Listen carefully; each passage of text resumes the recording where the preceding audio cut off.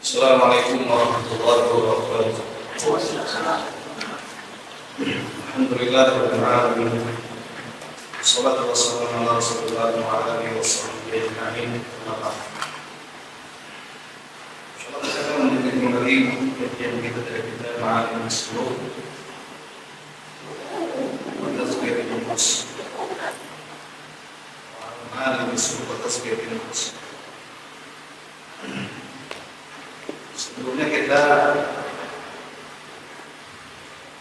bahas berkaitan tentang pentingnya tema ini. Kemudian makna dari tazkiyah secara bahasa dan istilah. Secara bahasa yang at-taharah, an-nama dan az-ziyadah. Ya, suci, berkembang dan bertambah. Ya, secara istilah memperbaiki diri dan mensucikannya melalui jalan ilmu yang bermanfaat dan melakukan amal soleh, melaksanakan apa-apa yang diperintahkan dan menjauhi perkara-perkara yang dilarang. Kemudian juga dinukil ya, perkataan para ulama ya, tentang makna dari tazkiyatun nafs itu sendiri ya. Nah, insyaallah sekarang akan membahas wasail tazkiyatun nafs, wasilah-wasilah pensucian jiwa. Berkata penulis hafizahullah ta'ala, nudzakiru ibtida'an anna tazkiyatan nufus an tariqi syar'i fala sabila ila tazkiyatan nufus illa min tariqi rusul alaihimussalam. Pertama-tama kami mengingatkan bahwasanya pensucian jiwa itu melalui jalan syariat. Tidak ada jalan untuk bisa mensucikan jiwa kecuali melalui jalannya para rasul alaihimussalam. Yaqulu Ibnul Qayyim rahimahullah, berkata Ibnul Qayyim rahimahullah, wa tazkiyatu nufus as'abu min ilajil abdan wa asyad. Membersihkan jiwa ini lebih berat dan lebih susah dari mengobati penyakit badan. Faman zaka nafsahu biryadah wal mujahadah wal khulwah allati lam yaji' biha rusul fahuwa kal marid alladhi yu'aliju nafsahu bi ra'yih. Wa aina yaqa'u ra'yuhu min ma'rifati tabib. Maka barang siapa yang berusaha mensucikan jiwanya dengan riyadah, dengan mujahadah dan dengan berkhalwat yang tidak dicontohkan oleh para rasul,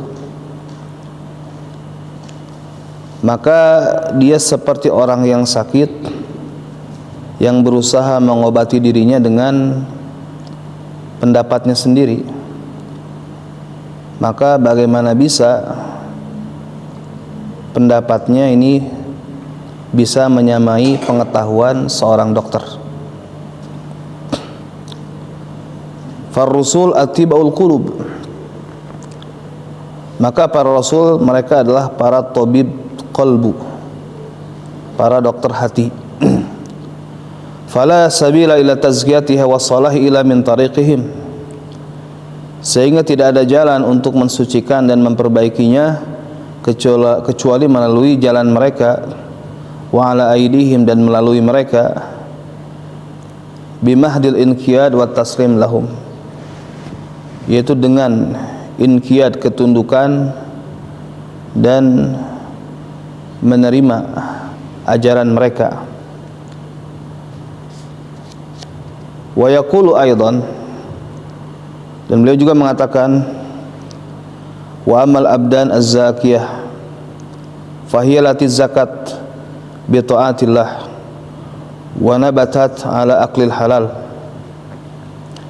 Famata khalasatil abdan minal haram wa adnasil bashariyah allati yanha anhal aqlu wad din wal muru'ah taharatil anfus an alaikid dunya zakat ardul qalbi faqabilat badral ulum wal ma'arif fa in suqiyat ba'da dhalika bin nama'ir riyadah asy-syar'iyyah an-nabawiyyah al-muhammadiyah wa hiya allati la takhruj an ilmin wa la tab'ud an wajibin wa la tu'attil sunnatan ambatat min kulli zawjin karim min ilmin wa hikmatin wa faidah.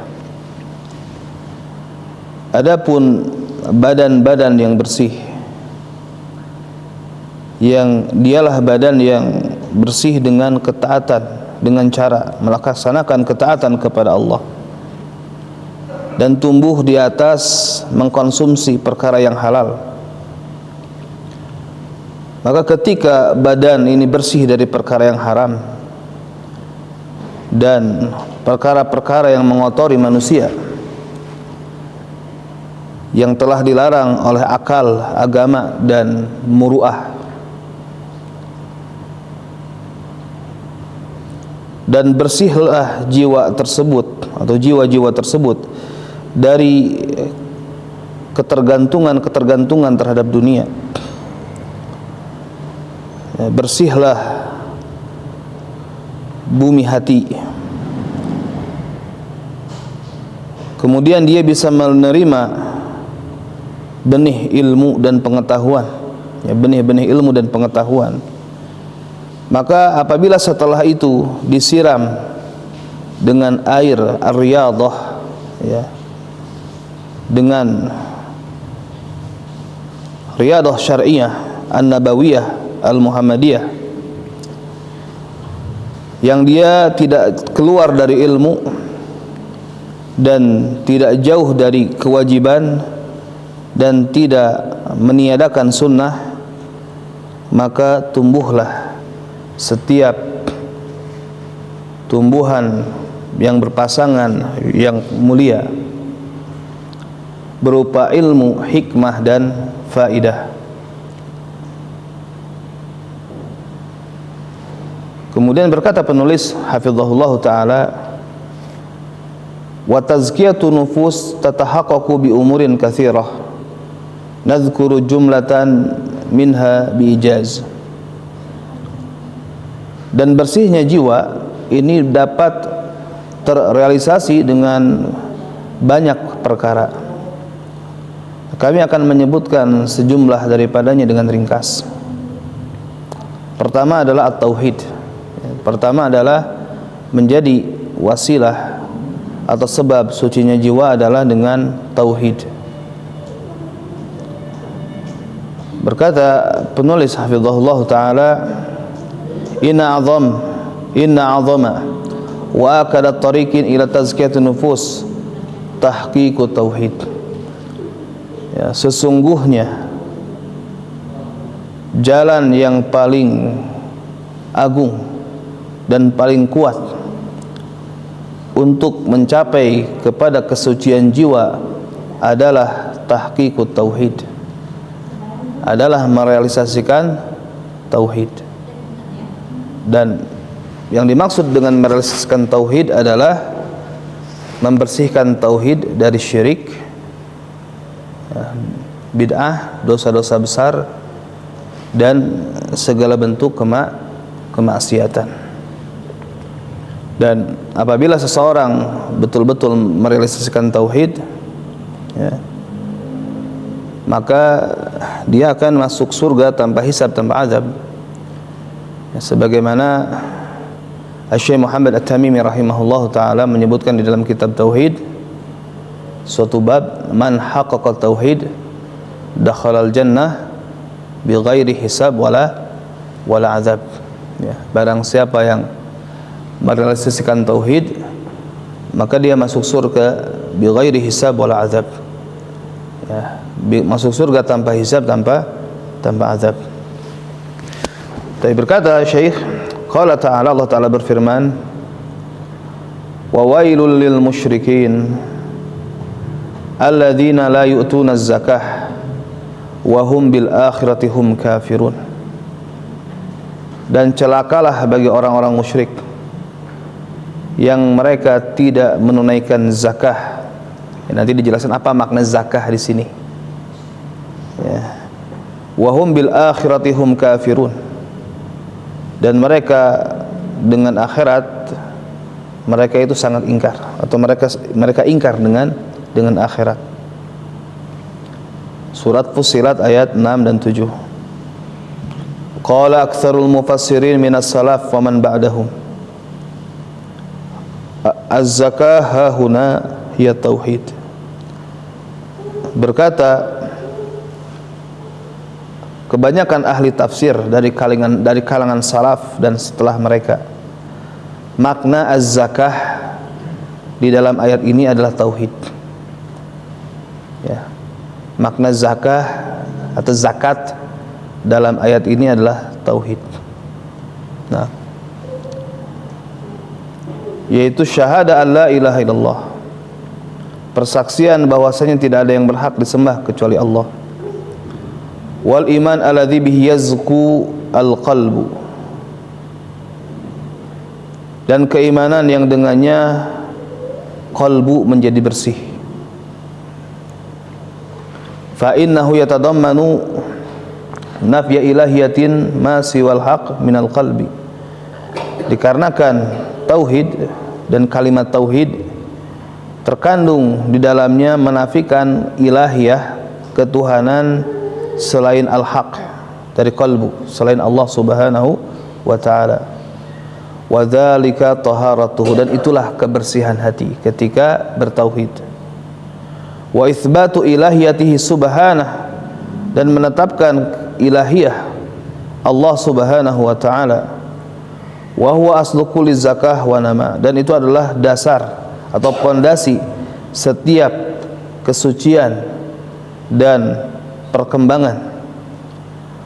Fasamallahu ta'ala fil ayati sabiqah at-tauhid zakatan. Maka Allah Subhanahu wa ta'ala di dalam ayat tersebut menamakan tauhid dengan istilah zakat, zakah, ya. Kama wasama subhanahu asyirk bin najasah, sebagaimana Allah menamai syirik dengan najis, ya. Faqala subhanahu, Allah Subhanahu wa ta'ala berfirman, ya ayyuhalladzina amanu innamal musyrikuuna najasun, ya. Wahai orang-orang beriman, sesungguhnya orang-orang musyrik itu najis. Ya, sesungguhnya orang-orang musyrik mereka adalah hanyalah makhluk yang najis. Kesyirikan disebut najis, dan tauhid itu zakah, kesucian. Ya. Taib. Yaqulu Ibnu Qayyim, Imam Ibnu Qayyim rahimahullah berkata, at-tauhid al-tafu syai' wa anzahuhu wa anzafuhu asfahu. Tauhid adalah sesuatu yang paling lembut, paling bersih, paling suci, paling murni. Fa'adna syai' yukhdishuhu wa yudannisuhu wa yu'thiru fihi, fahuwa ka'abyadi thawbin yakunu yu'thiru fi adna athar. Maka sekecil apapun dapat mengkontaminasinya, mengkotorinya, dan memberikan pengaruh kepadanya, ya. Maka tauhid ini diibaratkan seperti pakaian putih, ya, yang dia dapat terpengaruh dengan kotoran sekecil apapun.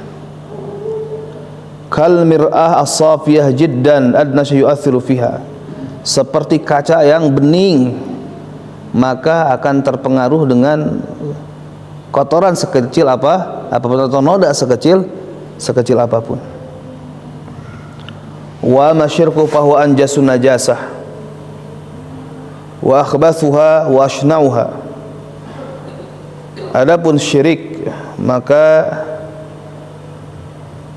dia adalah najis yang paling najis dan paling busuk serta paling kotor, paling jelek, ya.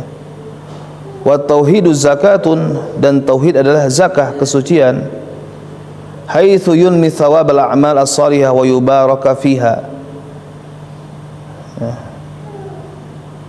Karena tauhid ini dapat mengembangkan pahala amal saleh dan dapat menyebabkan amal diberkahi di dalamnya.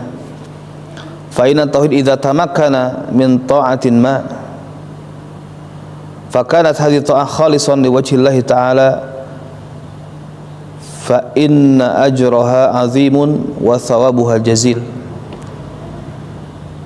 Maka sesungguhnya tauhid, ya, apabila dia menyebabkan suatu ketaatan tertentu, ya, ketika seseorang bertauhid yang menjadikan dia taat dengan tauhidnya tersebut, melakukan ketaatan, maka ketaatan tersebut ikhlas, hanya mengharap wajah Allah Ta'ala,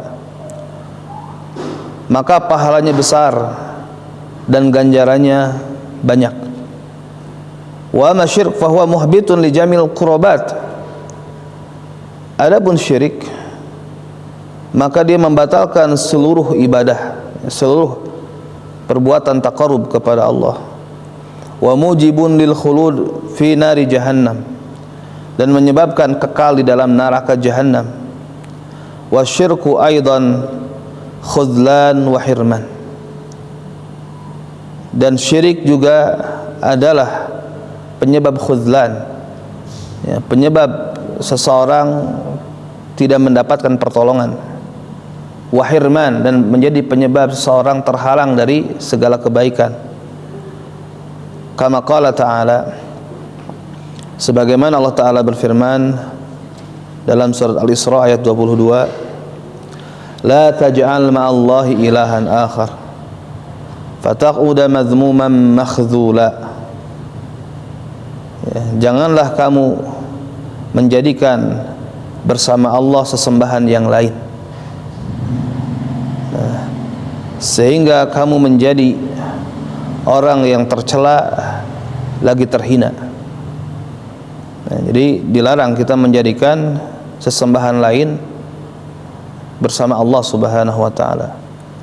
Kapan menjadikan sesembahan yang lain bersama Allah? Ya, ketika dia memberikan ibadah kepada selain Allah, baik doa, nazar, isti'anah, minta pertolongan, istighatsah, ya, berdoa ketika dalam keadaan sulit, ketika itu ditunjukkan kepada selain Allah, kepada arwah atau kepada yang telah mati dari kalangan orang saleh dan yang lainnya, maka berarti dia telah menjadikan sesembahan yang lain, ya, bersama Allah Subhanahu wa ta'ala. Dan Allah Ta'ala berfirman di dalam surah Al-Furqan tentang sifat ibadur rahman, walladzina la yad'una ma'allahi ilahan akhar wa la yaqtuluna an-nafsa allati harramallahu illa bil haqq wa la yaznun wa may yaf'al dzalik yalqa athama yudha'af lahu al-'adzab yaumal qiyamati wa yakhlud fihi muhana illa man taba. Sifat ibadur rahman diantaranya adalah orang-orang yang tidak berdoa kepada sesembahan yang lain bersama Allah, yang tidak berdoa kepada selain Allah, ya. Dan tidak membunuh jiwa yang diharamkan oleh Allah kecuali dengan alasan yang benar, ya. Bagaimana membunuh dengan alasan yang benar? Ya, dia sebagai eksekutor dalam pemerintahan Islam, sebagai tukang eksekusi di dalam pemerintahan Islam, ketika mengharuskan mengeksekusi mati orang yang memang berhak dieksekusi mati karena melakukan kejahatan. Ya. Itu yang dimaksud dengan membunuh dengan alasan yang benar. Atau dalam jihad fisabilillah. Atau dalam jihad fisabilillah. Itu membunuh dengan alasan yang benar. Atau ketika dia mempertahankan hartanya dan kehormatannya. Ya, misalkan dia dibegal di jalan. Ya, tidak ada cara lain melainkan harus melawan. Ya. Kemudian dia menang dan penjahatnya kalah dan mati. Nah, itu termasuk membunuh dengan cara yang benar, dengan alasan yang benar. Ya, atau tiba-tiba misalkan masuk ke rumahnya segerombolan orang, ya, hendak misalkan merusak kehormatannya, ya, merebut misalkan istrinya, ya, kemudian dia berusaha mempertahankannya, ya, dan berhasil menang misalkan membunuh penjahat tersebut. Nah, maka dia itu termasuk membunuh dengan alasan yang hak. Dan kaidah mengatakan, ya, mutlifu mu'dhihi fala yadman ba'da difa billati hiya ahsan. Ya, yang membinasakan orang yang hendak mencelakainya, maka dia tidak perlu membayar ganti rugi doman. Ba'da difa billati hiya ahsan. Setelah dia berusaha membela diri dengan cara yang baik. Bagaimana membela diri dengan cara yang baik? Ya, pertama dia ngasih gertakan dulu. Dia ngasih gertakan, suruh orang tersebut pergi.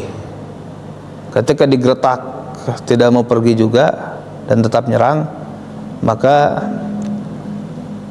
dibolehkan melawan walaupun berdampak si lawannya tersebut mati. Maka kalau si lawannya tersebut mati, fahuwa finnar, dia tempatnya di neraka. Dan kalau dia yang mati, fahuwa fisabilillah, maka dia dianggap mati di jalan Allah. Man qutila duna malihi fahuwa syahid. Ya, barang siapa yang terbunuh karena mempertahankan hartanya, fahuwa syahid, maka dia syahid. Nah, taib. Maka tadi dalam surat Al-Isra ayat ke-22, ya, wala taj'al ma'allahi ilahan akhar fataquda maluman makhdhula, ay madhmuman la hamidalah. Jadi orang yang menjadikan selain Allah sebagai Tuhan, sebagai sesembahan, maka dia akan menjadi tercela. La hamidalak, ya. Jadi fataquda, maka kamu menjadi tercela dan terhina. Jadi janganlah kamu menjadikan sesembahan yang lain bersama Allah sehingga kamu menjadi tercela dan terhina. Ay mazmuman la hamidalaka, tercela tidak ada yang memujimu. Wa makhdhulan la nasiralaka, dan menjadi makhdhul, hina, ya, tidak ada yang menolong. Jadi seorang yang makhdhul itu dia dapat kesulitan tapi tidak ada satupun yang perhatian, tidak ada satupun yang menolong. Orang musyrik tidak ada yang menolong. Wa ma lidzalimina min ansar, nanti di akhirat. Wa ma lidzalimina min ansar, tidak ada penolong bagi orang-orang musyrik, orang-orang yang menyekutukan Allah. Fama tanfa'uhum syafa'atu syafi'in, tidak bermanfaat bagi mereka syafaat para pemberi syafaat. Oleh karena itu orang musyrik tidak boleh didoakan ketika dia mati dalam keadaan syirik di dunia. Tidak boleh kita mendoakan, ya, memohonkan ampun. Ya, sebagaimana Allah Ta'ala melarang, ya, Nabi SAW ketika pamannya meninggal. Ya, maka lin nabiyyi wal ladzina amanu an yastaghfiru lil musyrikin, ya, dalam surat At-Taubah. Tidak selayaknya bagi Nabi dan orang-orang beriman memohonkan ampun bagi orang-orang musyrik. Ayat itu turun bertepatan dengan atau berkenaan dengan wafatnya Abu Thalib. Ya. Tatkala Abu Thalib wafat, ya, setelah dijenguk oleh Rasulullah SAW, ya, dan wafatnya Abu Thalib itu kapan? Ya, setelah hisar, ya, setelah boikot yang dilakukan oleh Quraisy kepada Bani Hashim. Ya, jadi tidak lama setelah isi surat tentang boikotnya Quraisy kepada Bani Hashim itu dihancurkan oleh rakyat dan dibatalkan oleh tokoh-tokoh Quraisy yang merasa kasihan kepada Bani Hashim, ya, maka tidak lama setelah itu Abu Thalib sakit, ya, sakit menjelang wafat. Nah, kemudian Nabi SAW menjenguknya, dan ketika menjenguknya ada Abu Jahal. Kemudian Nabi mengatakan kepada pamannya, ya ammi qul la ilaha illallah kalimah uhajju biha laka indallah. Wahai pamanku, ucapkan la ilaha illallah, suatu kalimat yang aku nanti akan membelamu di sisi Allah. Kata Abu Jahal, atarghab an millati Abdul Muthalib, kamu benci dengan milah ajaran Abdul Muthalib. Dan terus saling tarik menarik sehingga dia, Abu Thalib, mati di atas agama Abdul Muthalib. Kemudian Nabi mengatakan, la astaghfiranna laka ma lam unha, sungguh aku akan memohonkan ampun untukmu selama aku tidak dilarang, selama aku tidak dilarang. Kemudian turun ayat tadi, maka nalin nabi walladzina amanu ayastaghfiru lil musyrikin, ya. Tidak layak bagi Nabi dan orang-orang beriman an yastaghfiru lil musyrikin, memohonkan ampun bagi orang-orang yang musyrik, bagi orang-orang yang menyekutukan Allahu subhanahu wa ta'ala. Taib.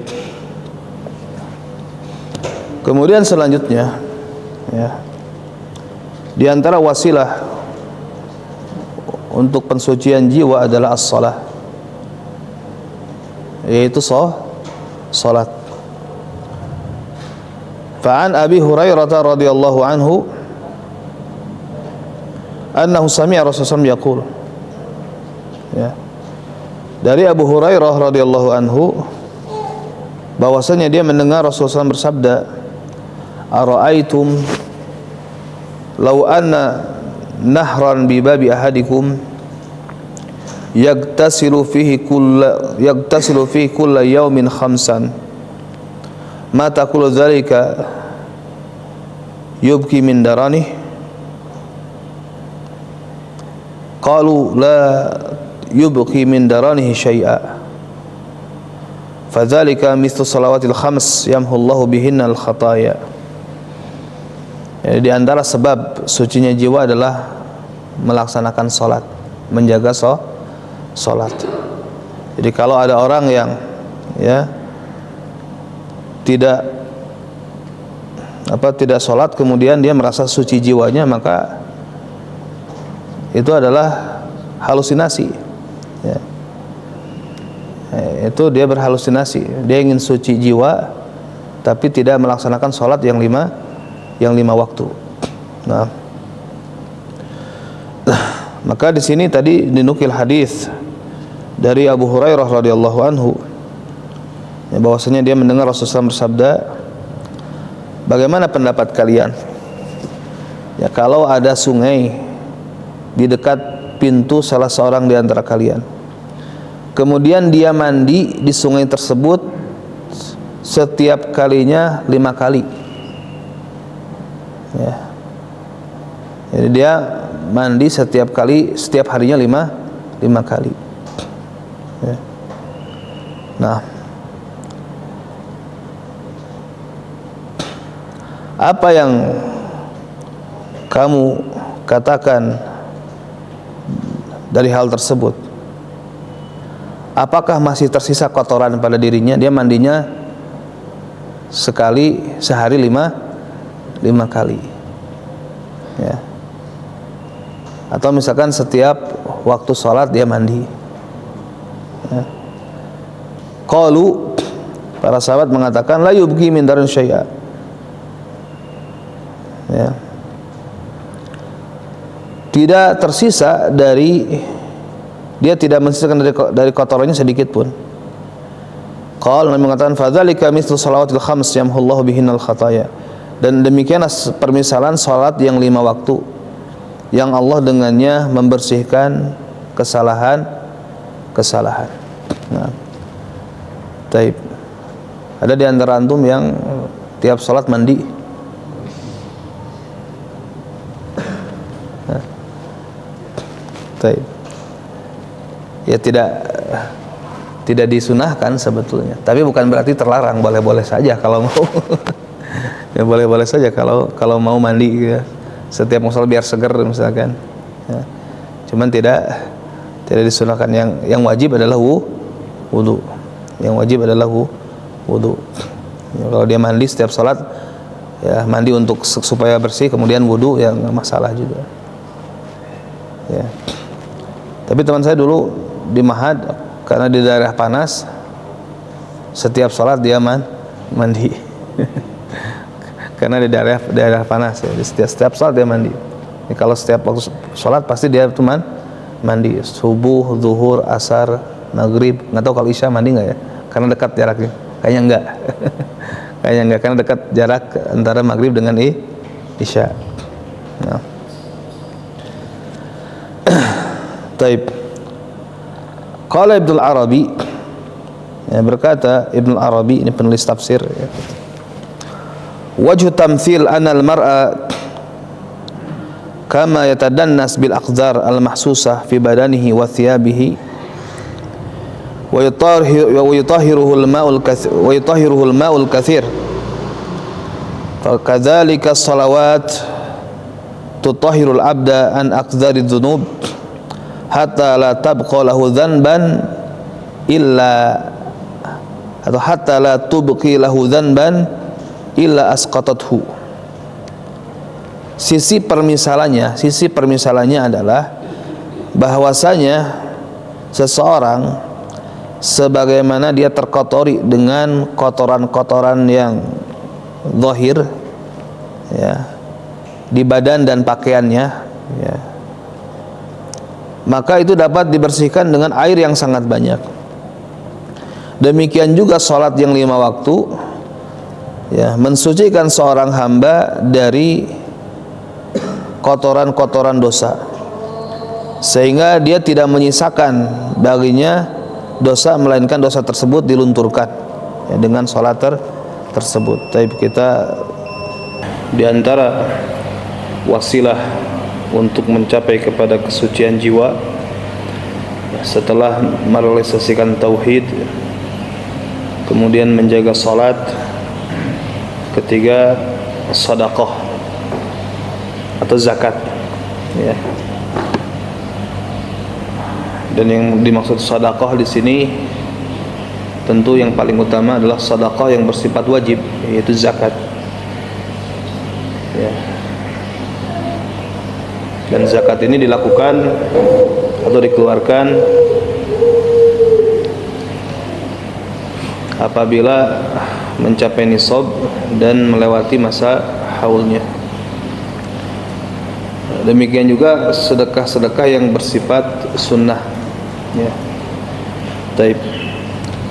Qala ta'ala, Allah Ta'ala berfirman, khudh min amwalihim sadaqatan tutahhiruhum wa tuzakkihim biha wa shalli alaihim inna salataka sakanun lahum wallahu sami'un alim. Ambillah dari harta-harta mereka sebagai sedekah, ya, sebagai zakat yang akan membersihkan mereka, ya, yang akan membersihkan mereka dan mensucikan mereka dengannya, dan bersolawatlah atas mereka, maksud doakanlah mereka, ya, didoakan orang yang menunaikan zakat.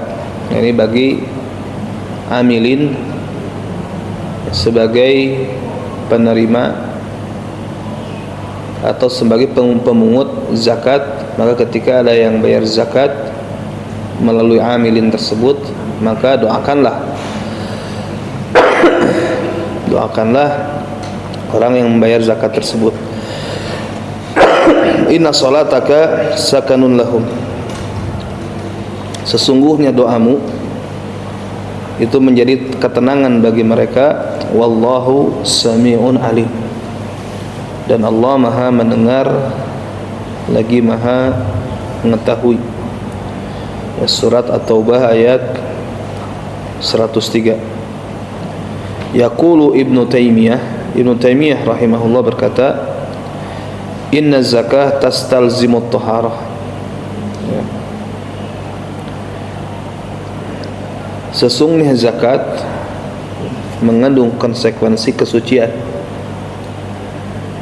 Qala ta'ala, Allah Ta'ala berfirman, khudh min amwalihim shadaqatan tutahhiruhum, ambillah dari harta-harta mereka sebagai sedekah yang akan membersihkan mereka dari keburukan, wa tuzakkihim, dan akan mensucikan mereka atau mengembangkan mereka bil khair, yaitu dengan kebaikan.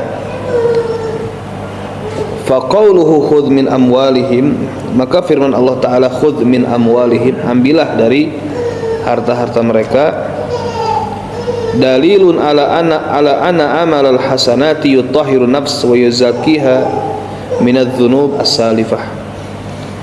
Ini merupakan dalil bahwasanya amalan kebaikan-kebaikan akan mensucikan jiwa dan membersihkannya dari dosa-dosa yang telah lalu. Fa innahu qala ba'da qauli subhanahu, karena Allah Ta'ala mengucapkan firman-Nya tersebut setelah firman-Nya wa akharuna i'tarafu, dan yang lain i'tarafu, mengakui kesalahan mereka. Nah, fa taubah wal amal salih yahsulu biha tathhir wa tazkiyah.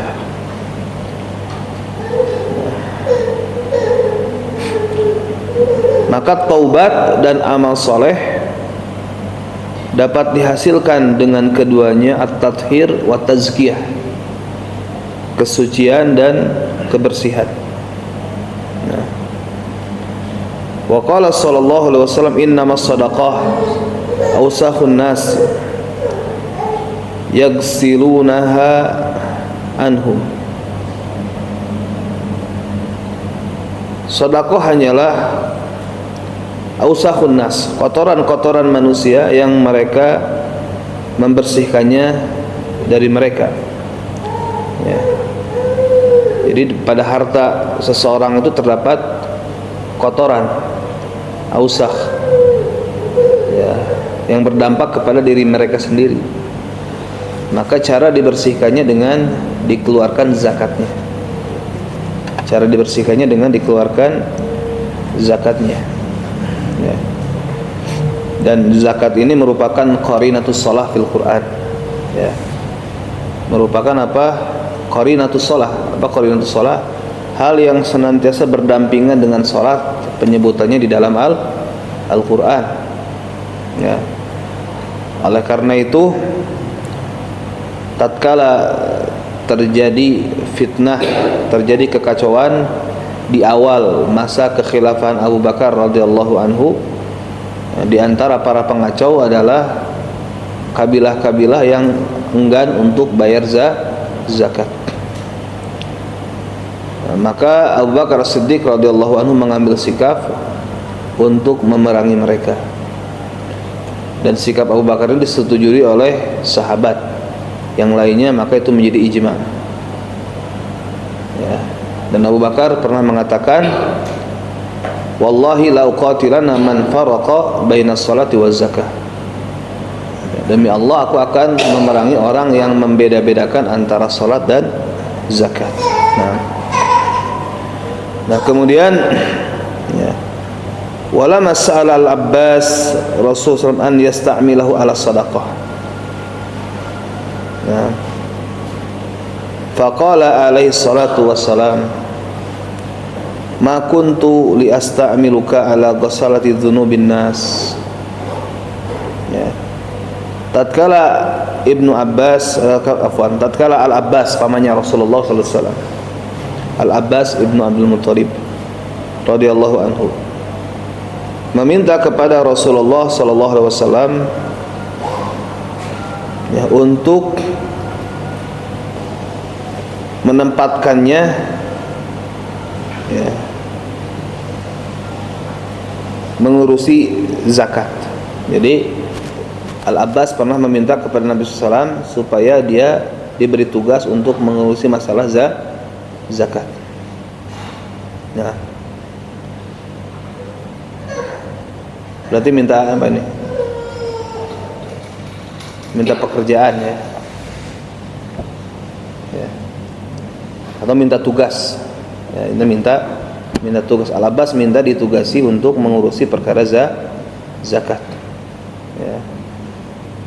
Baik, boleh nggak minta ditugasi? Boleh kalau mampu. Ya, boleh kalau mampu melaksanakan tugas tersebut, maka diperbolehkan. Ya, minta tugas. Nah, tapi kalau tidak mampu jangan. Ya, termasuk tadi minta jabatan nggak boleh kalau tidak mampu. Tapi kalau mampu melaksanakannya, maka silakan asalkan bertanggung jawab. Ya. Sebagaimana Nabi Yusuf alaihissalam meminta kepada Raja Mesir untuk tadi menjaga perbendaharaan harta. Nah. Faqala alaihissalatu wassalam, namun Nabi alaihissalam tidak memberikannya hal tersebut kepada Al-Abbas. Ya, dengan alasan ma kuntu li asta'miluka ala ghasalati dzunubin nas. Aku tidak akan menugaskan engkau di atas ya pembersih dosa-dosa manusia. Nah. Baik. Ya kenapa? Ya alasannya tadi Nabi tidak ingin menjadikan Ibnu Abbas bertugas di sesuatu yang itu merupakan pembersih ya dosa-dosa manusia, ghasalah ya, pensuci, pembersih. Ya. Kemudian di antara alasannya kenapa? Karena Ibnu Abbas ya itu ahlul bait. Ibnu Abbas adalah ahlul bait. Ahlul bait tidak boleh menerima zakat, tidak boleh menerima sedekah. Ya. Kalau Ibnu Abbas jadi amil zakat, nanti dia dapat bagian amilin. Ya. Dan ahlul bait kan tidak boleh mendapatkan dari sedekah, tapi kalau hadiah boleh. Makanya ketika salah satu cucu Rasulullah SAW nemu kurma di masjid Al-Husain atau Al-Hasan, kemudian dia mau memakannya. Nah, kemudian kata Nabi SAW, qih, maksudnya muntahkan, jangan. Ya, karena itu apa? Kurma dari zakat. Ya, kata Nabi, "Ama ta'lam annaha la tahil li ali Muhammad." Tidakkah kamu tahu ini tidak halal bagi siapa?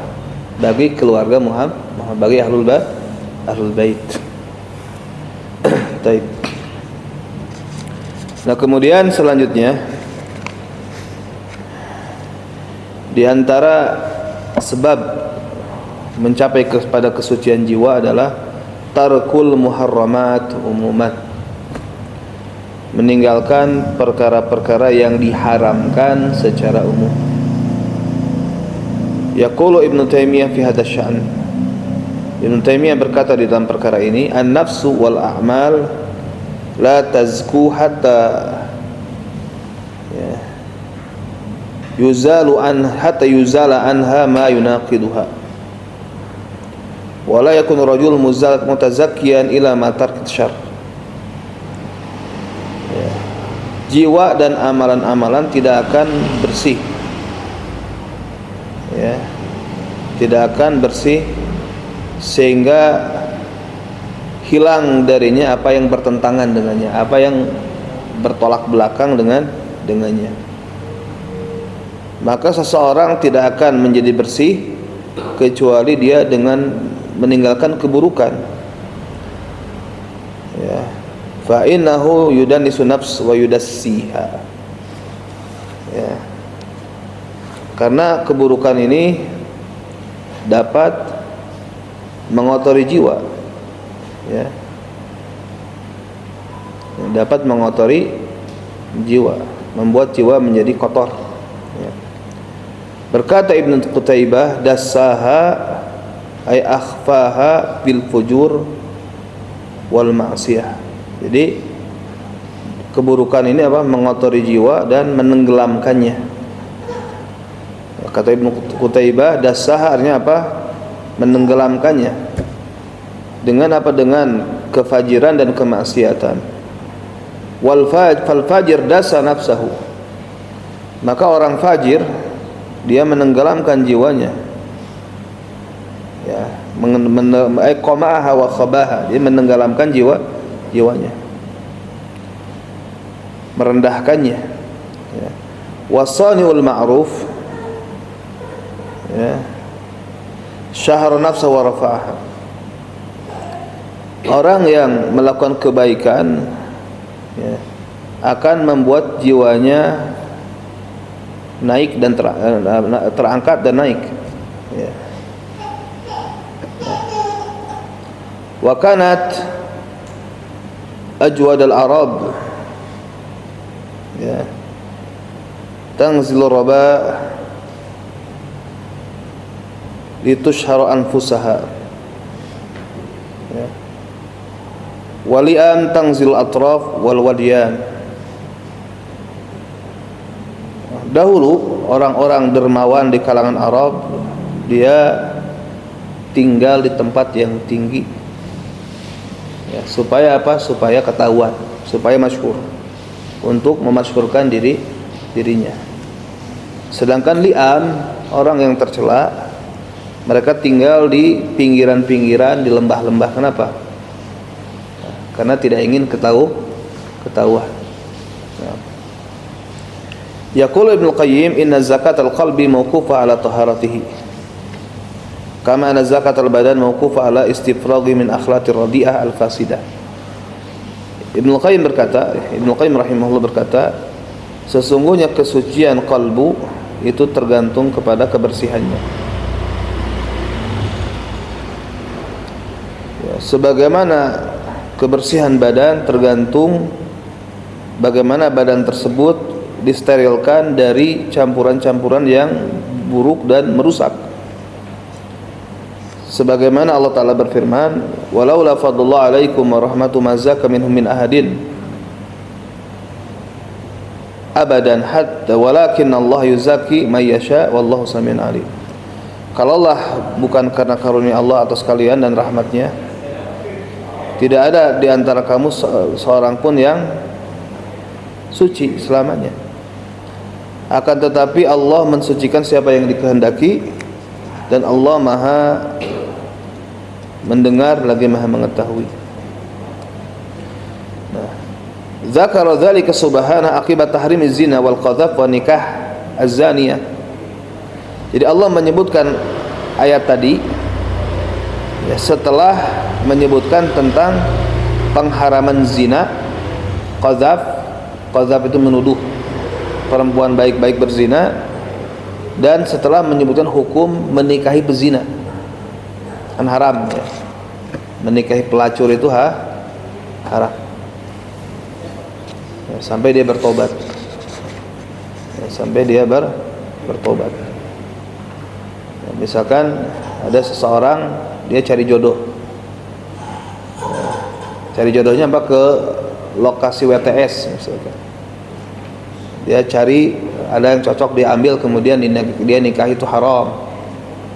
Wa hurima dzalika 'alal mu'minin. dan diharamkan hal tersebut bagi orang-orang yang beriman. Ya, nggak boleh. Ya, tidak boleh.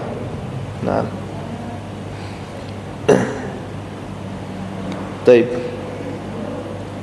Dan apa? Ya. Pernikahan bagi pezina, ya, itu bukan solusi sampai dia bertobat dulu baru nikah. Ya kan, ada orang zina kemudian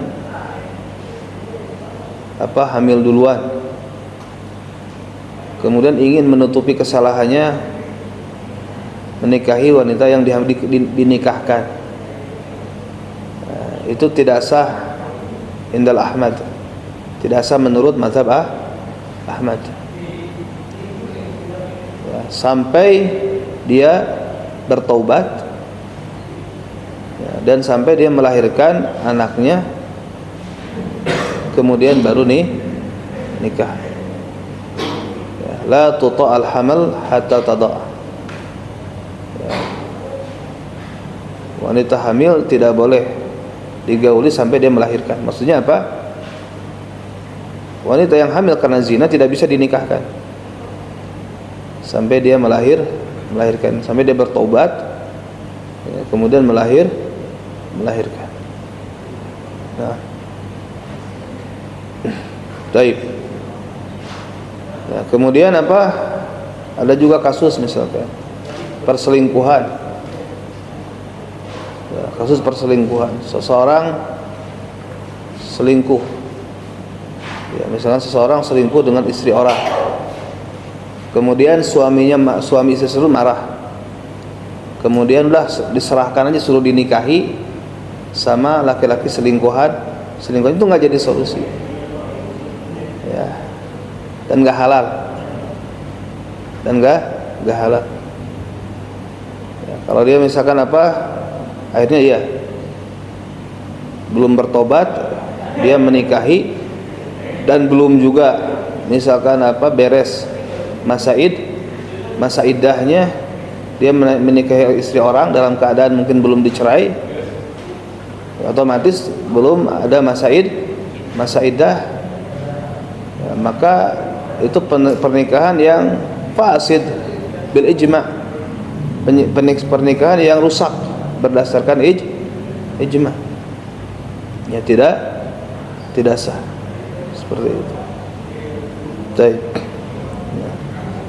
Wa harama dzalika 'alal mu'minin, haram yang demikian bagi orang-orang beriman, haram menikahi pezina. Fadala ala tazaki huwa bijtinabi dzalik, maka ini menunjukkan bahwasanya tazaki, membersihkan jiwa itu dengan menjauhi dosa-dosa tersebut, dengan menjauhi dosa-dosa tersebut.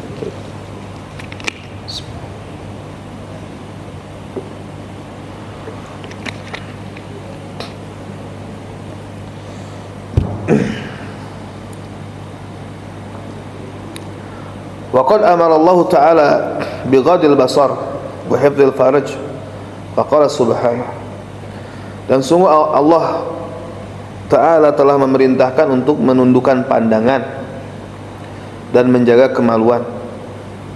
Allah Subhanahu wa Ta'ala berfirman, qul lil mu'minina yaghuddu min absarihim wa yahfadhu furujahum dzalika azka lahum innallaha khabirum bima yasnaun. Katakanlah kepada laki-laki yang beriman supaya mereka menundukkan pandangan mereka, menundukkan sebagian dari pandangan mereka dan menjaga kemaluan-kemaluan mereka. Yang demikian itu lebih bersih bagi mereka, sesungguhnya Allah Maha mengetahui secara detail apa yang mereka kerjakan. Fajtinabul fawahish, maka menjauhi perbuatan-perbuatan keji, ma dhahara minha wa ma batan, apa yang nampak darinya dan apa yang tersembunyi. Tuhrun wa naqaun wa ifaf, maka itu merupakan kebersihan, kesucian dan ifaf, menjaga harga diri.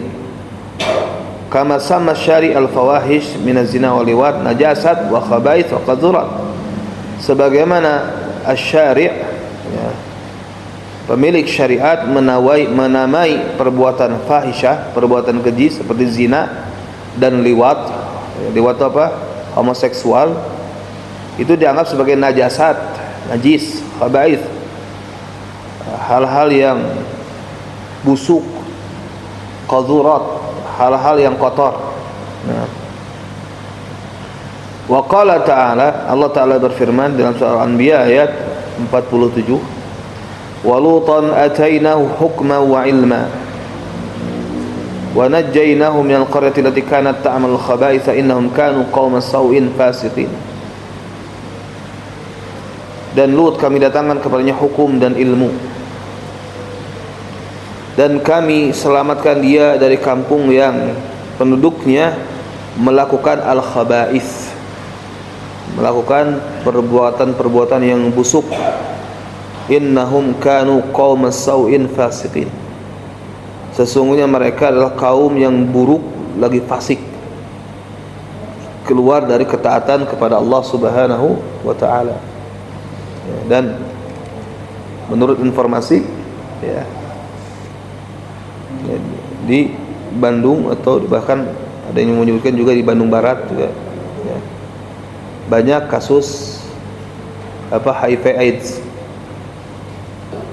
dan di antara sebabnya adalah liwat, di antara sebabnya adalah homoseksual. Ini jadi banyaknya para boti ya, banyaknya para boti, banyaknya ya, yang mengikuti kebiasaan kaum Nabi Lut alaihissalam. Na'udzubillah.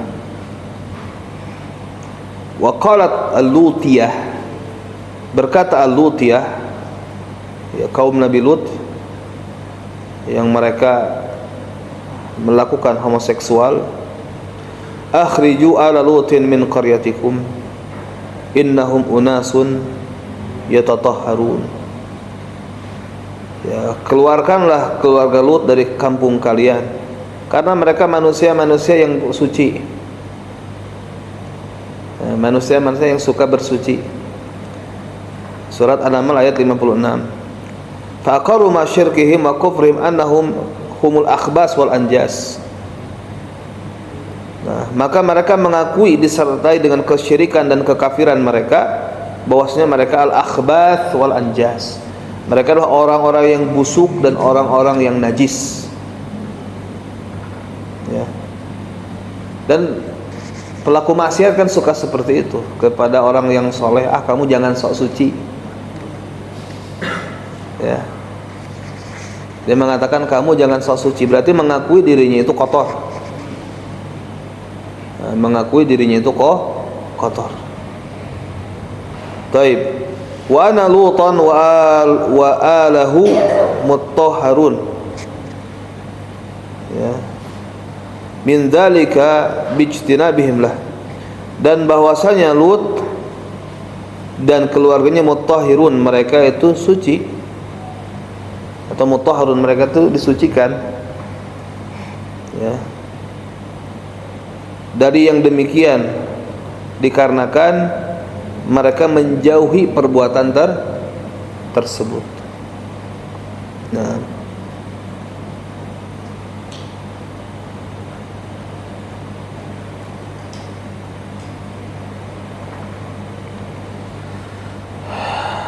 taib. Wa qala ta'ala fi haqqiz zunah, dan Allah Ta'ala berfirman tentang para pezina, al-khabithatu lil khabithin wal khabithuna lil khabithat. Wanita-wanita buruk, wanita-wanita kotor untuk laki-laki yang kotor, dan laki-laki yang kotor untuk wanita-wanita yang kotor. Ya, artinya akan berpasangan dengan sama-sama yang kotor. Baik. Wa qala sallallahu alaihi wasallam, dan Nabi SAW bersabda, man asaba min hadhil qadhurat syai'an falyastatir bi satrillah fa innahu man yubdi lana safhatahu nukim alaihi kitab Allah. Barang siapa yang dia melakukan kotoran-kotoran tersebut, sesuatu dari perbuatan-perbuatan kotor tersebut, perbuatan dosa, itu diantaranya zina dan yang semisalnya, fal yastatir bisatrillah, maka hendaknya dia menutup aibnya dengan penutup dari Allah. Maksudnya apa? Ketika dia terlanjur berbuat dosa, jangan dibicarakan. Dia tinggal bertobat kepada Allah Subhanahu wa taala, kemudian tutup aibnya. Jangan malah dibikin podcast kemudian dibahas di podcast. Dibikin podcast apa mentang-mentang dia tokoh misalkan dia bikin podcast dengan mengatakan saya misalkan kalau sedang marahan sama istri, saya menyewa pelacur dan sebagainya misalkan, gitu kan. Fal yastatir bisatrillah, maka hendaknya dia tobat dan menutup aib.